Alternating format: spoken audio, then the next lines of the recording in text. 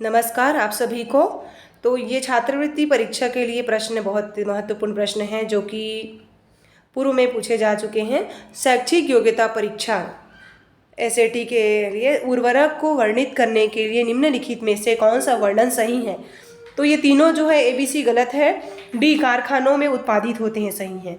संविधान के सिद्धांतों के अनुसार किसी विशेष मामले को प्रभावित करने के लिए राज्य के प्रयास को क्या कहते हैं? तो इसको राज्य के प्रयास को हस्तक्षेप कहते हैं। लोकसभा चुनाव 2019 में बीजेपी ने कितनी सीटें जीती? तो इसका सही आंसर है 303। आगे बढ़ते हैं। बड़ी एकल इकाई बनाने के लिए संयुक्त छोटी रासायनिक इकाइयों की श्रृंखला को कहते हैं पॉलीमर। जैसे ग्लूकोज है ना, सेलुलोज है, ग्लूकोज मिलकर बनाती है। तो मतलब और पॉलीमर भी छोटी छोटी इकाइयों से मिलकर बनाती है। मोनोमर से मिलकर के क्या बनाती है? पॉलीमर बनाती है।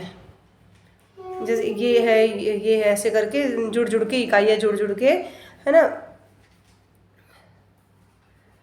बहुत सारी इकाइयाँ एक साथ जब जुड़ के पॉलीमर बनाती है। बनाना चाह रही थी और बना नहीं। स्वतः दहन किस पदार्थ में संभव है? तो पेट्रोल में भी स्वतः दहन नहीं है, उसको जलाएंगे तभी जलेगा। स्वतः दहन है फास्फोरस में। किस दिन पूरी पृथ्वी पर रात व दिन बराबर होते हैं? 21 मार्च व 23 सितंबर को। अभी गया है 23 सितंबर। पेट एक है, यह एक पॉलिस्टर है ना, जिसका उपयोग करते हैं बहुत सारे जगह पे, इसका उपयोग करते हैं। ग्लोबल वार्मिंग का कारण है खाली इसकी बढ़ती मात्रा। तो यह है कार्बन डाइऑक्साइड की, डल छुट गया है, कार्बन डाइऑक्साइड की बढ़ती मात्रा के कारण। किसने 1922 में महालवारी प्रणाली तैयार की? तो ये है वारेन हेस्टिंग ने। नेफ्थलीन गोलियों का उपयोग कीटों को भगाने के लिए किया जाता है। वो बनाई जाती है कोल तार से। इस गाँव में इसलिए इसको डामर गोली भी बोलते हैं। एक ग्राफ जो लगातार समय के साथ बदलाव को दिखाता है कहलाता है हिस्टोग्राफ। जब एक तांबे के बर्तन को लंबे समय तक नम हवा के संपर्क में रखा जाता है तो हल्की हरी परत से ढक जाता है। हरा पदार्थ का मिश्रण है कॉपर ऑक्साइड और कॉपर कार्बोनेट। ये इसका आंसर है। भारत की मुख्य भूमि का अक्षांशीय विस्तार है। तो ये वाला आंसर है इसका सी। आगे चलते हैं। भविष्य में लाभ प्राप्त करने के लिए नई मशीन या भवन खरीदने के लिए किया गया धन कहलाता है निवेश। इस धन को क्या कहेंगे? निवेश कहेंगे। व्यय नहीं है, हानि भी नहीं है, उत्पादन भी नहीं है।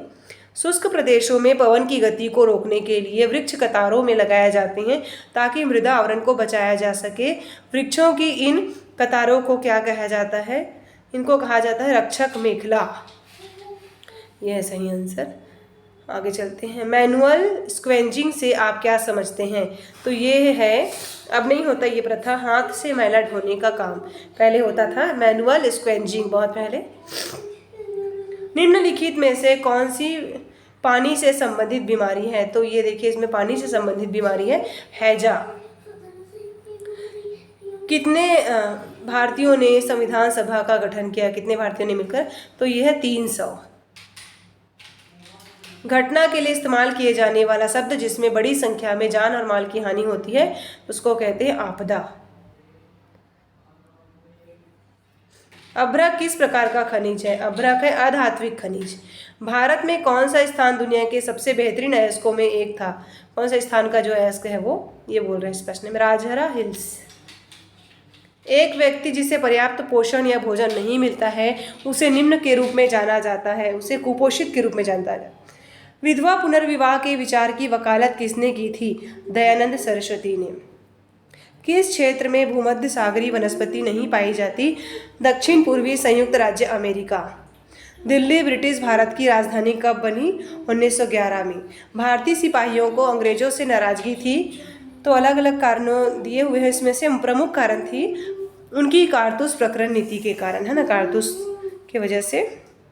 तो इस प्रकार से प्रश्न खत्म हुए। Thank you so much.